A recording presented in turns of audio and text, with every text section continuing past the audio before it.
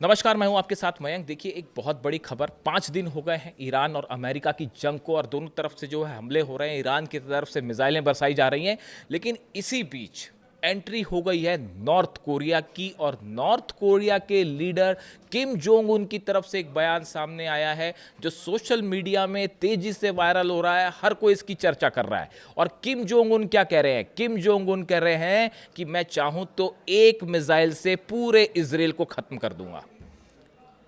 किम Jong उन कह रहे हैं, शायद डोनाल्ड ट्रंप के अंदाज में ही वो जवाब दे रहे हैं कि मैं चाहूं तो एक मिसाइल से पूरे इजराइल को ख़त्म कर सकता हूं। देखिए, उन्होंने कई और बातें कही हैं जो इस बयान, इस पूरे हालात में बेहद अहम है। किम जोंग उन के क्या वर्ड्स हैं मैं बता रहा हूं। If Iran requests we will supply missiles against Israel. Kim Jong Un ने कहा है, अगर ईरान चाहे, हमसे मांगेगा, तो हम इस जंग के बीच में अपनी मिसाइल्स देने को तैयार हैं। ये पहला बयान है किसी लीडर का। 4 दिन जंग को हो चुके हैं, आज 5वां दिन है। पहली बार किसी लीडर ने खुल के ये कहा कि हम ईरान की मदद के लिए मिसाइल्स भेजने को तैयार हैं। पहली बात। दूसरी बात, one missile is enough to destroy them. उसने, किम जोंग उन की तरफ से बयान आया है कि मेरी एक मिसाइल काफ़ी है इजराइल को और अमेरिका को ख़त्म करने के लिए। देखिए, ये इस तरह की खबरें अक्सर आई पहले कि नॉर्थ कोरिया जो है वो ईरान की मदद कर रहा है, लेकिन कितनी मदद हो पाई या कितनी टेक्नोलॉजी ट्रांसफ़र हो पाई, जो भी हालात हों, लेकिन इन जंग के बीच में ये पहला मौका है जब किम जोंग उन की तरफ से ये बड़ी बात कही गई। देखिए, किम जोंग उन को सब जानते हैं और वो ज़्यादा बातों में विश्वास नहीं रखते। वो मिसाइल मार के ही जो है जवाब देना ठीक समझते हैं। अब उनकी तरफ से जिस तरह से हमले हुए ईरान पे और अली खामेनी साहब की शहादत हुई, उसके बाद बताया जा रहा है कि किम जोंग उन भी बड़े एग्रेसिव मूड में हैं। और अब उनकी तरफ से सार्वजनिक रूप से ये कहना कि मेरी एक मिसाइल इजराइल को उड़ा देगी और अगर ईरान चाहेगा तो मैं मिसाइल भेज दूंगा। इन सब बोलने के बाद भी अमेरिका और इजराइल कुछ करने और कहने को तैयार नहीं है, क्योंकि नॉर्थ कोरिया के पास बॉम्ब है और 5 बार जो है 6 बार टेस्ट भी कर चुका है। तो वहाँ पे अगर हमला करेंगे तो किम जोंग उन क्या करेंगे वो सब जानते हैं। इसके साथ ही देखिए, एक और बड़ा अहम डेवलपमेंट है। कल जो है, जहाँ तक न्यूक्लियर चीज़ों का सवाल है, एक तो कल फिर एक बार जो है वो भूकंप आया ईरान में, और भूकंप आया और दुनिया भर की मीडिया शुरू हो गई कि जो है टेस्ट होना है, टेस्ट हो रहा है, न्यूक्लियर टेस्ट हो रहा है, न्यूक्लियर टेस्ट हो रहा है। कभी कभी तो लगता है, बड़ी हैरानी की बात है, ईरान के सुप्रीम लीडर अली खामेनी साहब ने हमेशा कहा हम कभी न्यूक्लियर बॉम्ब नहीं बनाएंगे, और उन्होंने कभी इस बात से समझौता नहीं किया, आखिरी तक समझौता नहीं किया। तो अब क्यों टेस्ट होगा? दूसरी बात सुनिए आगे। कल रूस के विदेश मंत्री लावरोव की तरफ से एक बयान आया। उन्होंने ये कहा, ईरान के पास न्यूक्लियर बम होने के कोई सबूत नहीं मिले।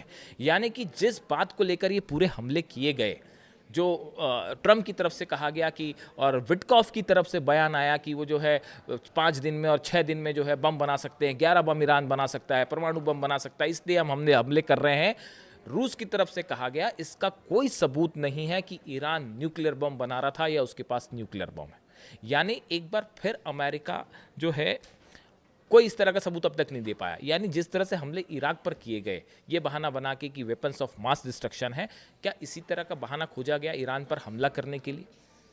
रूस की तरफ से कहा गया जो ये हमले किए गए, ये पुतिन का तो पहले ही बयान, आपने सिनिक वर्ड का इस्तेमाल किया उसने कि उन्होंने कि जिस तरह से इजराइल और अमेरिका ने हमले किए हैं, सिनिक, सनकीपन करार दिया उन्होंने उसको। और अब रूस की तरफ से कहा गया कि किसी तरह का कोई सवाल ही नहीं है इस बात का कि कोई सबूत मिले हो।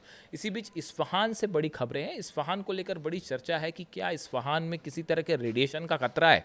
इस तरह की तमाम बातें हुई। IAEA की तरफ से कहा गया कि वहाँ रेडिएशन का खतरा है। ईरान ने माना है कि हमारे इस्फहान पर हमले हुए हैं, लेकिन फिलहाल रेडिएशन की जैसी कोई स्थिति नहीं है कि जिसके चलते कोई रेडिएशन हो जाएगा और जिससे बड़ा जो है रेडिएशन से नुकसान हो ईरान को। इस तरह की कोई सबूत फिलहाल नहीं है।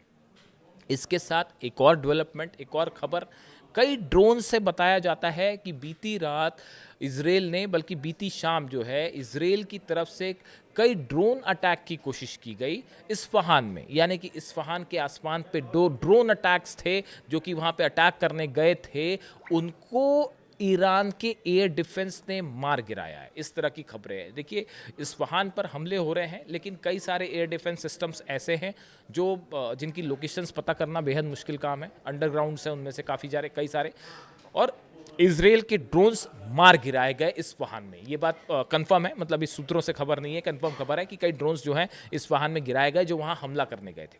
यानी देखिए कुल मिला के हालात ऐसे हैं कि एक ऐसी जंग है जिसमें अमेरिका और इजराइल कूद तो गए हैं।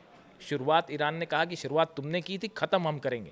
इजराइल और अमेरिका इस जंग में कूद तो गए हैं, लेकिन इसका अंत नहीं दिखाई दे रहा। और ये बात डोनाल्ड ट्रंप भी समझ रहे हैं। कहाँ तो बात हो रही थी कि 2-3 दिन में जो है हम जंग ख़त्म कर देंगे, अब वो 1 महीने तक पहुंच चुका है। और आप देखिए पिछले 5 दिनों में ईरान भारी पड़ता दिखाई दे रहा है। पूरे अरब देशों पर अकेला देश लड़ाई कर रहा है। उसके बावजूद जो है वो अभी तक ईरान में करना क्या है, इसका प्लान अमेरिका के पास साफ नहीं है।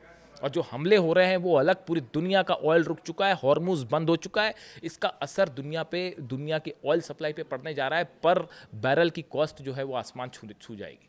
ऐसे सिचुएशन में ये वॉर, एक्सपर्ट्स बता रहे हैं कि जैसा प्लान करके हुआ था वो बिल्कुल पूरी तरह से फेल है। और जो डोनाल्ड ट्रंप कह रहे हैं कि ईरान बातचीत को तैयार है, बिल्कुल तैयार नहीं है। और ये बात है इस तरह की ईरान सरेंडर करेगा या वहाँ की जनता किसके साथ है।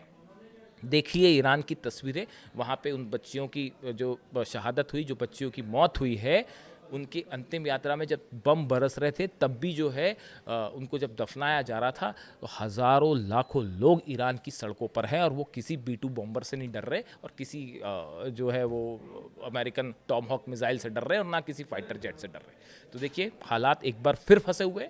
जो भी अपडेट होगा इससे जुड़ा अगली वीडियो में आप तक पहुँचाऊँगा। Thank you so much.